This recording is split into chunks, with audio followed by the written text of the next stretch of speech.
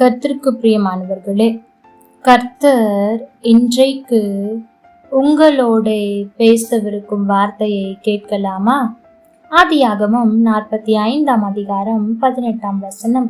நான் உங்களுக்கு எகிப்து தேசத்தின் நன்மையை தருவேன், தேசத்தின் கொழுமையை சாப்பிடுவீர்கள். எனக்கு பிரியமான தேவ பிள்ளைகளே, இந்த வார்த்தை பார்வோன் யோசேப்பின் குடும்பத்தாருக்கு சொல்லுகிற வார்த்தை. எனக்கு பிரியமான தேவ பிள்ளைகளே, இங்கு தேசத்தின் நன்மை என்று குறிப்பிடாமல் எகிப்து தேசத்தின் நன்மை என்று குறிப்பிடப்பட்டிருக்கிறது. அப்படி என்றால் அர்த்தம் என்ன என்பதைத்தான் இன்றைக்கு தியானிக்க போகிறோம். அது எல்லா தேசங்களிலும் பஞ்சம் இருக்கிறது, ஆனால் இந்த எகிப்திலே பஞ்சம் இல்லை, தானியம் குறைவுபடவில்லை, எல்லாம் நிறைவாயிருந்தது. அது மாத்திரமல்ல மற்றவர்களுக்கு கொடுக்கும் அளவிற்கு எகிப்து தேசம் நன்மைகளினால் நிறைந்திருந்தது.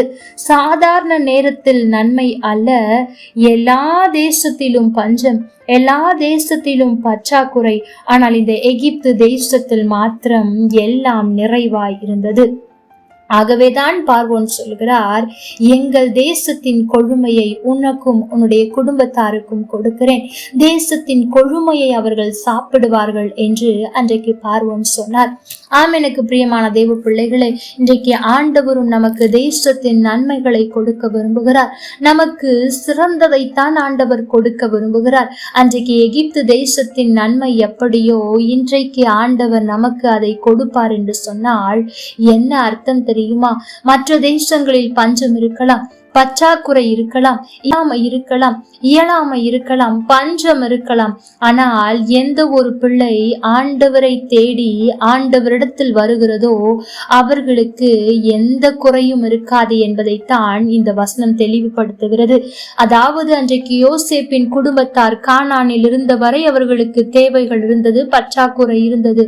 ஆகவேதான் தானியத்தை வாங்கி கொண்டு வரும்படியா யோசேப்பின் இடத்தில் அனுப்பிவிடுகிறார்கள். ஆனால் இப்பொழுது அவர்கள் பார்வோன் இடத்திற்கு வந்து விட்டார்கள். ஆகவேதான் பார்வோன் சொல்லுகிறார், என் தேசத்திற்கு நீங்கள் வந்தீர்கள், ஆகவே என்னுடைய தேசமாகிய எகிப்து தேசத்தின் கொழுமையை நீங்கள் நிச்சயம் சாப்பிடுவீர்கள் என்ற ஆசீர்வாதத்தை கொடுக்கிறார்.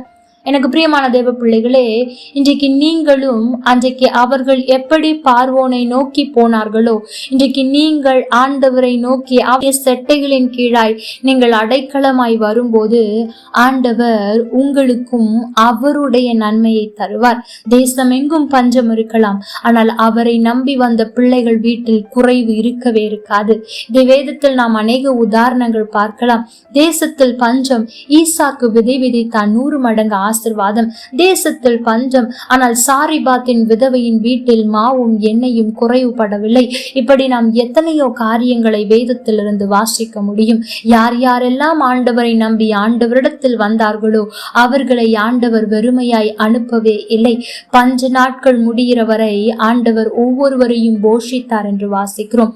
எனக்கு பிரியமான தேவ பிள்ளைகளே, இன்றைக்கு நாம் இருக்கிற சூழல் கிட்டத்தட்ட அப்படிப்பட்ட சூழல் தான். எங்கு பார்த்தாலும் பஞ்சம், எங்கு பார்த்தாலும் யுத்தத்தின் செய்தி, அதனால் பற்றாக்குறைகள், விலைவாசி உயர்வுகள் என்று இப்படி நிறைய காரியங்கள் நடந்து கொண்டிருக்கிறது. இன்னும் நாட்கள் செல்ல செல்ல எது கிடைக்கும் எது கிடைக்காது என்பது கூட தெரியவில்லை. ஆனால் நீங்கள் ஆண்டவரை நம்பி அவருடைய செட்டைகளின் கீழ் வருவீர்கள் என்று சொன்னால் தேசத்தில் பஞ்சம் இருந்தாலும் ஆண்டவர் உங்களை காகத்தை கொண்டாது போஷிப்பது நிச்சயம்.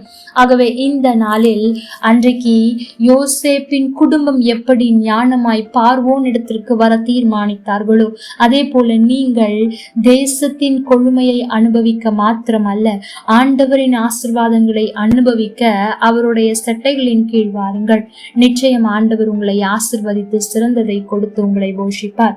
கர்த்தர் தாமே உங்களோடு கூட இருந்து உங்களை ஆசீர்வதிப்பாராக. ஆமென். லைக் பண்ணுங்க, ஷேர் பண்ணுங்க, கமெண்ட் பண்ணுங்க.